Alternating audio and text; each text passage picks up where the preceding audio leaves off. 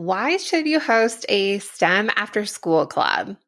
I know at the end of teaching all day, hosting a club sounds like one of the last things you really want to be doing, but they actually are really, really important for kids. After school clubs was something that I actually look forward to at the end of the day as a classroom teacher and also as a K through 5 STEM teacher. Let's change your perspective when it comes to hosting STEM after school clubs and the benefits of hosting them. Welcome to the Elementary STEM Coach Podcast, a show that'll help you with lesson ideas, systems, and actionable tips to apply to your classroom. I am your host, Naomi Meredith, a former classroom teacher turned current STEM teacher and coach. With over a decade of experience teaching and a master's degree in STEM leadership, I am here to coach you throughout the year to help you gain back more time to create innovative experiences for your students. Grab your earbuds and let's get started. I will be hosting a live workshop really soon here about exactly how I set up my school-wide news after school club. I'm going to be talking all about the pre-work that went into it, keeping it organized throughout the year, and how I structured this whole program and didn't have to go live every day with students. So we recorded on one day and had a lot of content ready to go. So this was a once a week type of club that I hosted, and I am spilling all the secrets. The workshop isn't live quite yet, but I want you to not miss out on this opportunity. So make sure you get on the wait list. The link will be in the show notes, or you can get it at naomimeredith.com/news waitlist.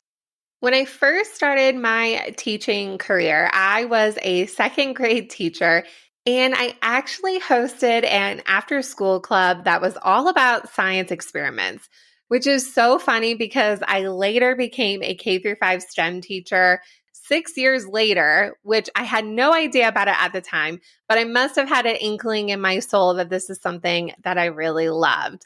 This was such a fun club, and we did all of these hands-on experiments. And I vividly remember one time we did the oobleck experience that is with cornstarch and water. And when you hit it really fast, then your hand doesn't go through. But if you push down really slow, then your hands go all the way through. So a super cool experiment if you haven't done it. You have to have the right ratio of cornstarch and water. Well, I don't remember if it actually worked or not, but all I remember is that there was cornstarch spots all over my classroom floor, and I had carpet, and it was there for weeks. I thought that I was going to get in trouble with our building custodian, but luckily it came out. It was just cornstarch, but I remember that my room looked absolutely trashed, which is also foreshadowing to all of my teaching classrooms because there definitely have been controlled chaos situations. I'm a very organized person, but I'm okay with making messes when it comes to projects. All right, so back to the STEM after school clubs. Why should you even host them? What is the point of it? You're tired, you don't need to do anymore. And hey, I totally get it. You don't have to do anymore. But let me talk to you about the benefits of hosting an after school club because there actually are some hidden things that yes, it is good for students, but there is more to that. I recently put a poll on my Instagram at Naomi Meredith _, and I asked the question, do you host an after school club? And at the time of when I was preparing the script, I haven't checked the numbers yet, but once I was getting this ready, the results were 75% of you say that you actually don't host an after school club, which I thought was super interesting.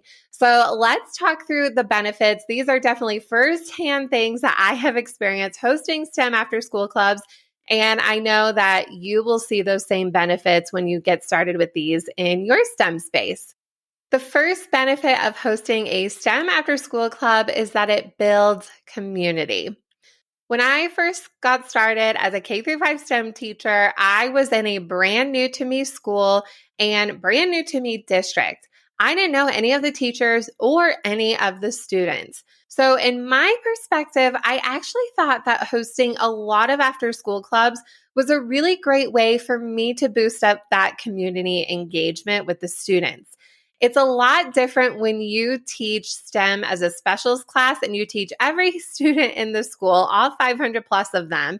And building that community aspect is really different than, let's say, you were a classroom teacher. So I really wanted to build up that community and the relationships. So I hosted a lot of clubs. And actually, one of my interview questions was, what types of after school clubs would you be hosting? So that was something that they were looking for. And I was actually really excited about. I started off my first year teaching STEM and I hosted four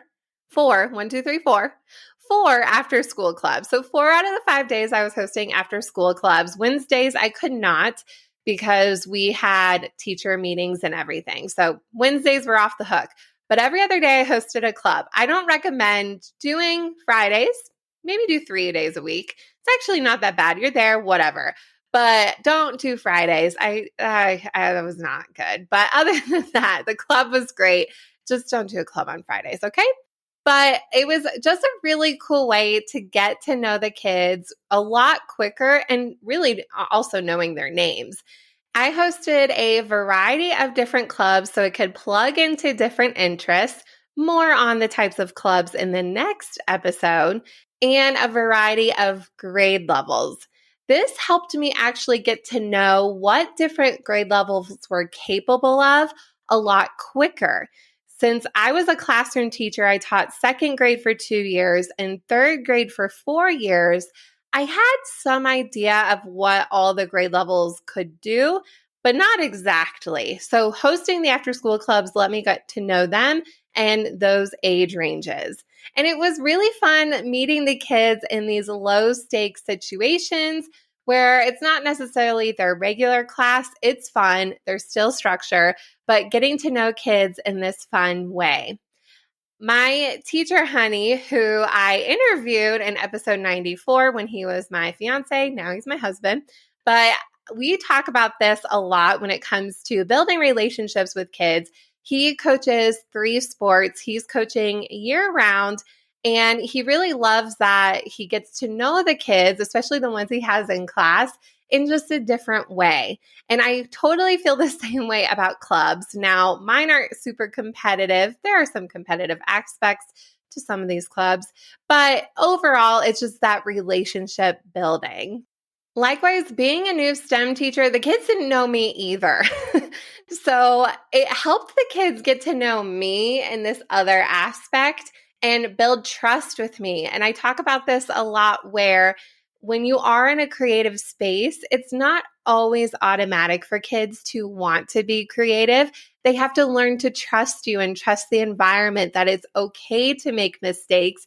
And so it was a great way to build up that community, not only with the students in general, but also when it came to the regular day of teaching.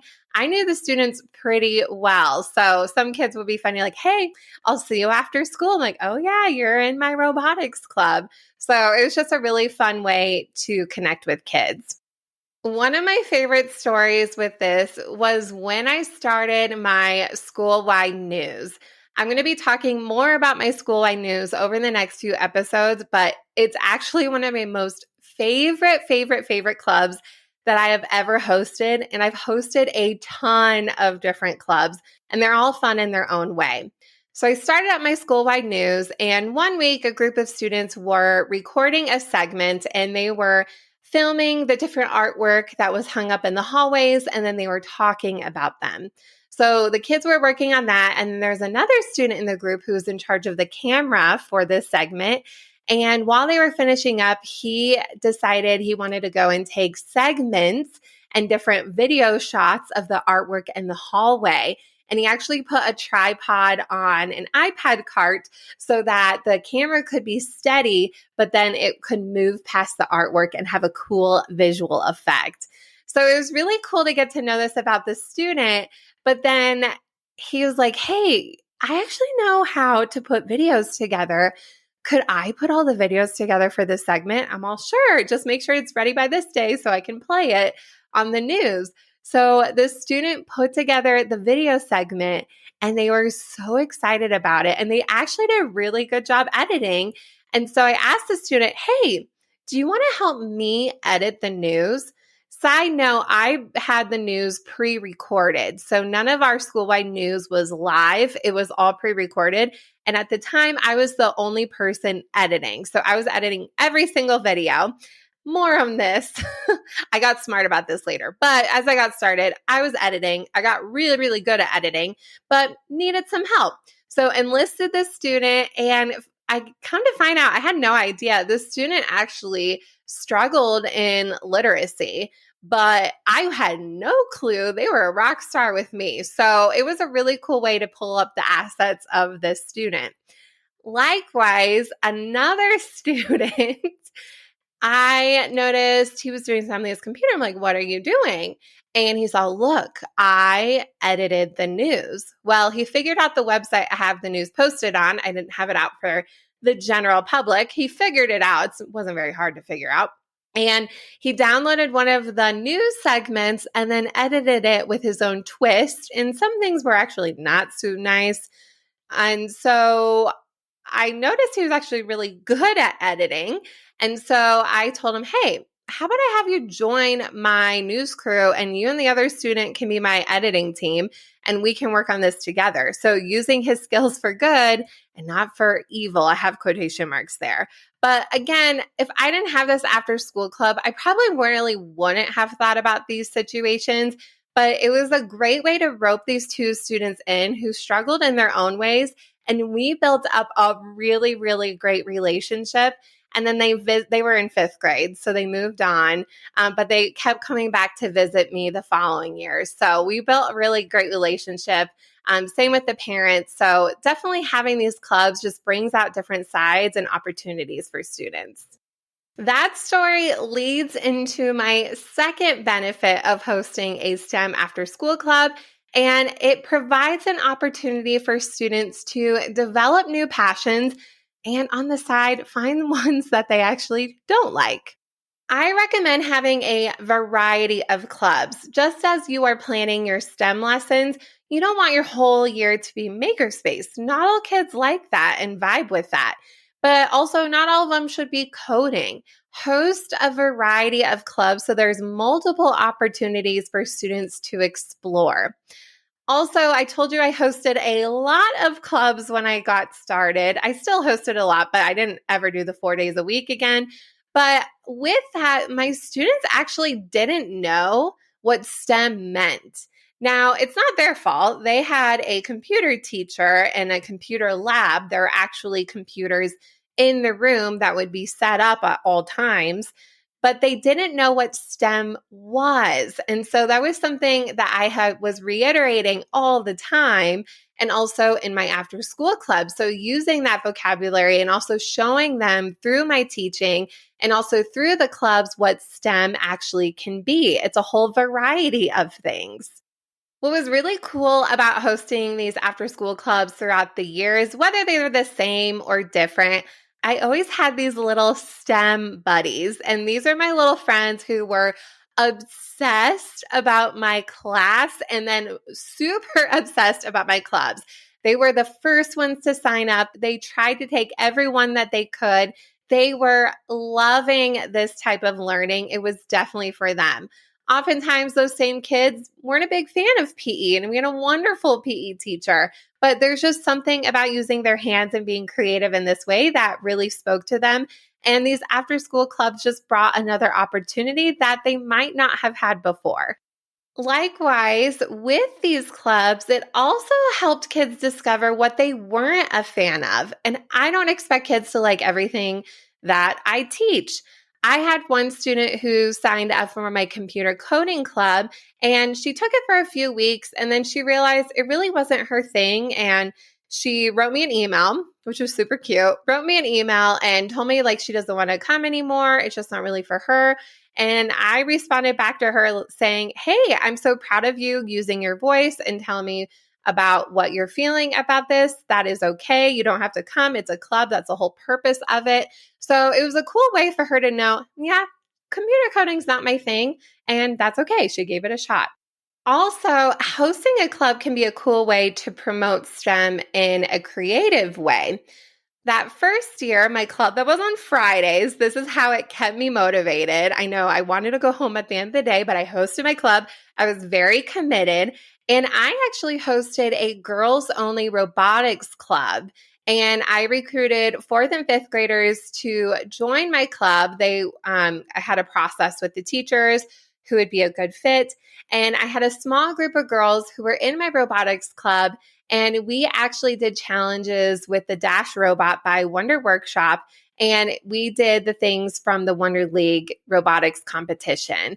Every year, they actually have new challenges. So I highly recommend. It's all virtual when it comes to submitting how you present your work. So you can hear more about it actually in episode 32 with Brian Miller, who works for Wonder Workshop. But this club was super cool because it had a combination of coding and then also a combination of creativity. So it was really neat. I know I did some other robotics things and robotics in class. So everybody had the chance to experience these robots. But this was really special with this club. And when we did a district event with similar challenges, where I was actually in charge of planning, we did a whole Dash Robot Olympics experience. I need to find those challenges and somehow post them. So stay tuned. I know I have those somewhere. But they were the only girls only club that was there to represent our school, which was pretty powerful. And the third benefit to hosting a STEM after school club is you get to try different tools and experiences at lower stakes. I use clubs as an opportunity for me as a brand new STEM teacher to try different things I was too scared to do in a big classroom setting. I came into this position into K through 5 STEM. I really didn't know anything. I was just willing to learn new things and be creative and took it from there. Hence, my whole K through 5 STEM year-long plan was invented because I tried every single lesson with my students and it all worked and it was connected to standards. So you can get that in the show notes as well.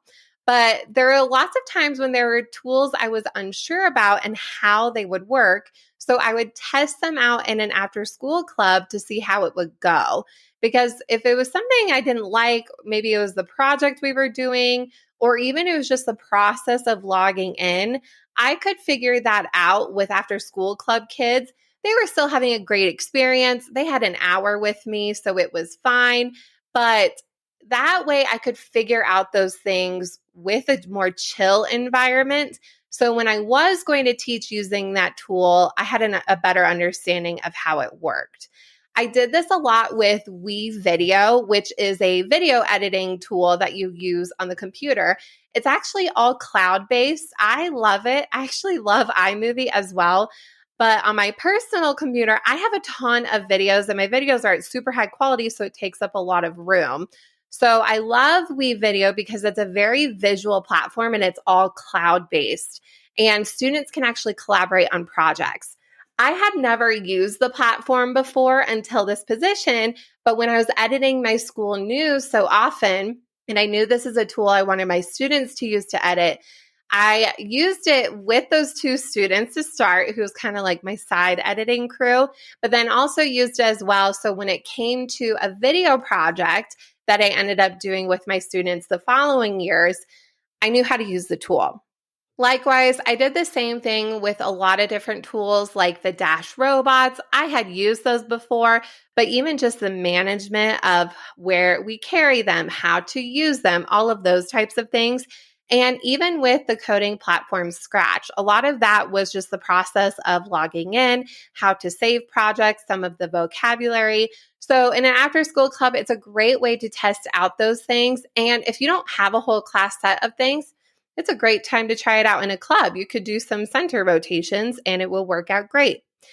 Likewise, it's a good way to test materials because if it doesn't work, then, okay, guys, go play with Legos. I had this happen. I was doing a makerspace project. I don't remember what it was about in an after school club.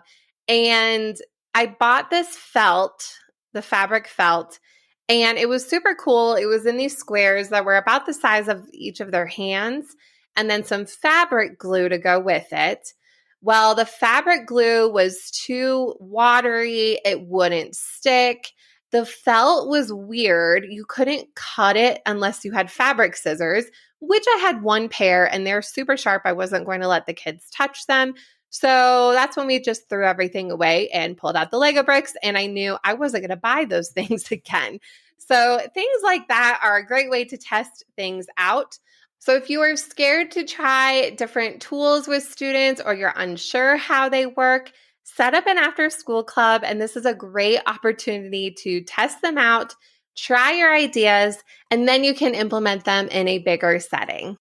As a recap, here are the 3 reasons why you should host a STEM after-school club, and the 75% of you, maybe it will flip-flop to 75% of you who do host an after-school club. The first reason why you should host is that it helps build your community. Next, hosting a STEM after-school club helps develop students' passions and discover new ones. And finally, a great benefit to hosting a STEM after-school club is you get to try out new tools and materials at lower stakes. In the next episode, I'm going to be talking about the different types of STEM after-school clubs that you can host. I have a whole list of those and examples that I have actually taught over the years that have been super fun if you don't know where to start. And while you're at it, make sure to join the waitlist for my upcoming live workshop where I will be sharing with you all about how to host your school-wide news without having students go live. You can sign up for the waitlist at naomimeredith.com/newswaitlist. Thank you so much for listening to today's episode of the Elementary STEM Coach Podcast. I would love to connect with you over on Instagram at NaomiMeredith_ or send me an email to elementarystemcoachpodcast@gmail.com. Also, make sure to check out my website, naomimeredith.com, to see all the show notes from today's episode and shop my K-5 STEM resources. Any questions you have, needs for resources, or ideas for episodes, get in touch. I'll talk to you soon.